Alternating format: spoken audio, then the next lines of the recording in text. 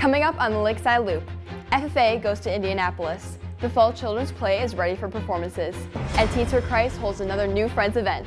The Loop starts now.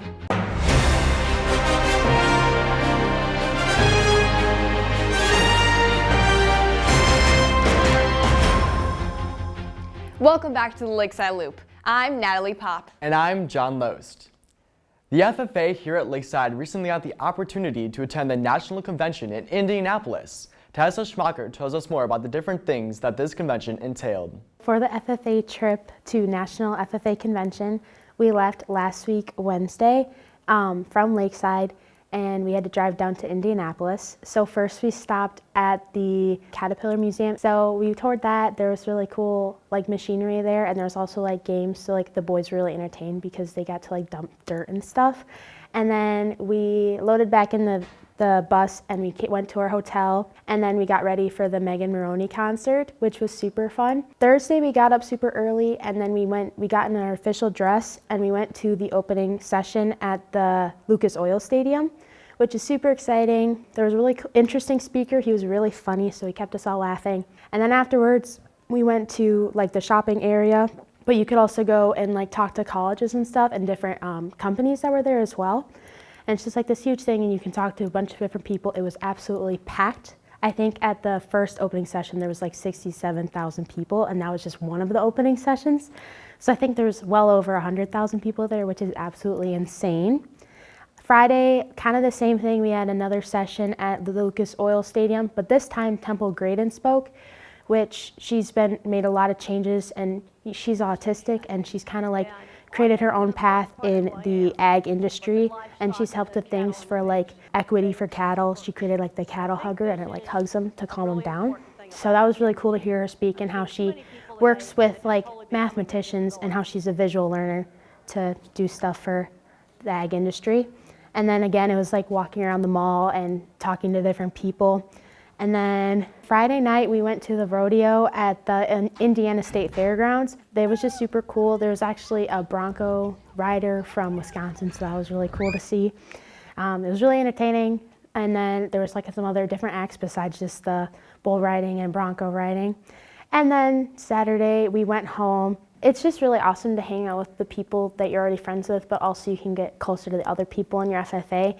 And also it's really inspiring to see what other people do through FFA. For example, there's proficiency awards. So if you have an ag related project, you can record your hours and your money put in, and you can be recognized at the national level for that. So I always think that that's very exciting. Also, this summer I went to the Washington Leadership Conference in DC, and I met a ton of different kids from FFA, and I actually saw one of them there, and that was really nice to catch up and see him again. Thanks for sharing the fun event. The theater department has been getting ready for this fall's children's production for a while now, and they're almost ready to perform their production of Mr. Toad's Mad Adventures. They put lots of effort into making this a fun performance for everyone to enjoy. Jackson Gleason gives us more insight into the preparation for the play. Such an incorrigible rogue and departed. This is Mr. Toad's Mad Adventures. It's a children's play about a guy named Mr. Toad, me, who goes on some wacky adventures due to his addiction to motor cars. Well, this weekend we have 2 shows on Saturday that are open to the public, and on Friday, during school hours, we are going to be performing for some children from local grade schools that are going to come in and see a show. I love the crazy voice I get to do and all the fun and absurd movements I get to do on stage to entertain the kids. It's hungry. We've rented a boat. A picnic on a boat? How distasteful! What if the boat capsized and one fell into the water? Well, we have some students that are helping with lights, creating background pieces. We have students helping with sound. We have a few teachers here, such as Mr. Dorn and Mr. Goot. They're helping out as well. Well, it's not too long. It's only an hour, so it's a great show to see. It's really fun, entertaining, and I think it's just a really good experience to come and see, especially if you have any little kids. I think they'll be most excited to see the story and how it unfolds and how Mr. Toad's going to get out of all the trouble he gets himself into. drama helps me find a bunch of people that like the same things as I do, so I get to spend time with a bunch of people just like me, and I get to spend a bunch of time with people that do the same things as me. Be sure not to miss the upcoming performances on November 2nd at 3 and 6:30. We hope to see you there. Another teacher is retiring after 29 years of service to Lakeside and 44 years of ministry. Thank you to Mr. Keel for your time here at Lakeside, and may God bless your retirement. Jewelry is a fun accessory people wear to add another element to their outfits to show off their style. This student uses her creativity to take this to the next level and show off her own unique style by making jewelry herself. Kayla Bolt gives us more details about her hobby. My hobby is making clay jewelry, not just earrings, but sometimes there's hair pieces or rings, bracelets, necklaces, all of that kind of stuff. And I've been doing it for about 4 years now, and it's just a really fun hobby that I like to enjoy doing. I actually got a earring making kit for Christmas about 4 years ago, and I started doing it and thought it was really fun, and so I started looking up some more things on it, and then I slowly got more and more into it. So for the process, it's pretty much just getting all your materials, the clay, the tools, any beads or glitter you want to add to it, and then first you pretty much just start by getting the clay ready, which is kind of kneading it and rolling it, making sure it's like kind of flexible almost so that you can actually do stuff to it. And then it's just like putting it together based on what type of process you want to do, either marbling, like I said, or even just putting like pieces together and mushing them together into whatever creation comes out of it. And then there's a lot of like different little details you can add with the tools, because there's little knives, there's a bunch of other like rolling like balls kind of on a stick to make like indents in it.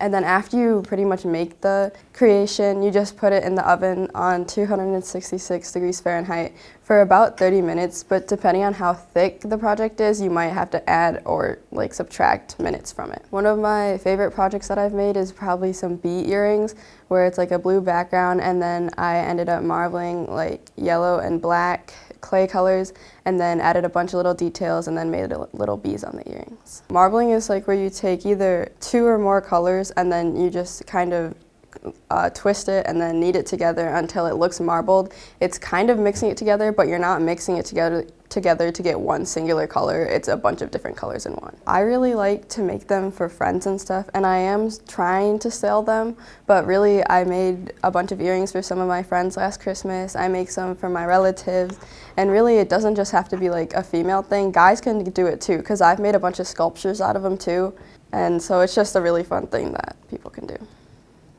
Thanks for sharing about your cool hobby, and now it's teacher time. Teacher time, teacher time, teacher time with Molly Kalma. Today we're Mr. Z, Mrs. Leckley's room, finding another teacher to interview. We may even get some last-minute questions. Got any? Well, what do you want to know, Molly? What is your favorite part about teaching? Favorite part about teaching? I love introducing concepts to kids because I love learning myself. So I love bringing new concepts to them and really being able to explain it in a way that they can understand. And I love kids, so I love forming relationships with kids. What is it like having 6 daughters? Oh, having 6 daughters, it's very loud in our house. There's a lot of talking.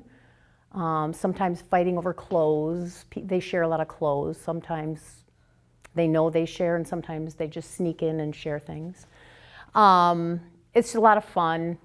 I love hanging out with my daughters. It's my favorite thing is when everyone's around the kitchen table and having a meal together. That's one of my favorite things. What musicals have you performed in? I first played Fiona and Brigadoon, and that was the first musical I was ever in. I was 30 years old. I hadn't been in them before because I was always too scared to do them. But then I did that one and I fell in love with it. And then after that, I was in a couple musicals. King and I played Lady Tiang. Beauty and the Beast, I was in the chorus in that one. Oh, and Oliver, I played Nancy in Oliver. Sound of Music, I played Maria. How did you know Mr. Lecker was the man you wanted to marry? He was so good with kids, and I thought, oh, he's going to be such a great dad. I'm going to marry him. What would you do for a Klondike bar? A Klondike bar? Probably something embarrassing and goofy. I'd do something goofy.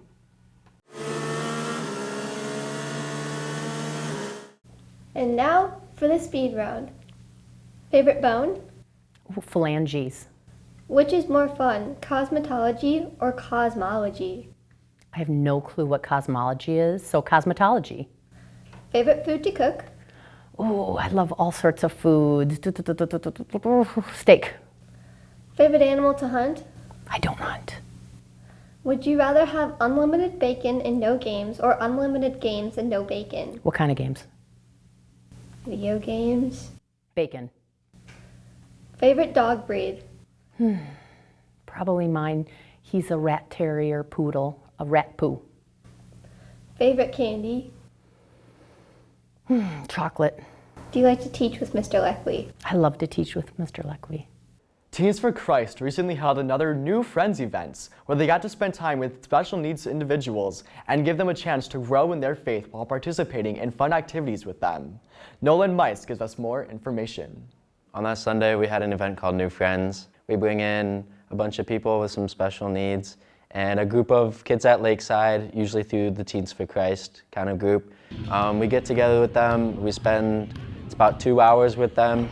Sunday afternoon, we have some games that we do. We have some arts and crafts, and then we have some snacks and some drinks, and then Pastor Yankee usually gives a devotion. Mrs. Carone is in charge of Teens for Christ. She usually sends something out via some sort of social media thing. A lot of the people that come have been there before, so sometimes they'll tell people about it, but usually through social media. So for arts and crafts, there's usually, so this past one we did more of like a Halloween type fall theme. For activities, we'll bring some games, so I think we played Headbands and Trouble. We usually have basketball, we have some remote control cars to play with. The times that I've been with them, they've had a great time. You really get to know them. They're very outgoing once you kind of get used to each other, and it's a fun time for you and it's a fun time for them, and it just kind of brightens up your weekend.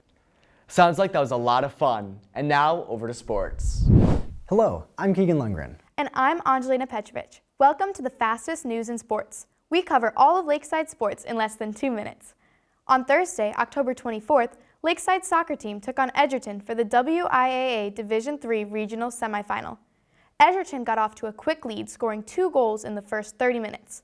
Lakeside tried to stage a comeback with 10 shots on goal. Only one, however, found its way to the back of the net. Joseph Rupnow's unassisted goal in the 71st minute left the final score 2-1 in favor of Edgerton. Lakeside finished the season with 12 wins and 7 losses and 1 tie. The volleyball team is still making its way through the end of the season, winning their regional match on Thursday, going 3-0 against Delavan Darien High School. Then on the next day, the team won 3-0 again against Lake Mills. Outside hitter Ella Schutz powered the Warriors offensively with 24 kills. Freshman right side hitter Anna Yeager and senior middle hitter Brooklyn Lenz chipped in 6 kills apiece. Avery Bukta totaled 18 digs, while Molly Muchka added 12 digs of her own. The team has racked up a season record of 23-16 and will be playing against Catholic Memorial on October 31st.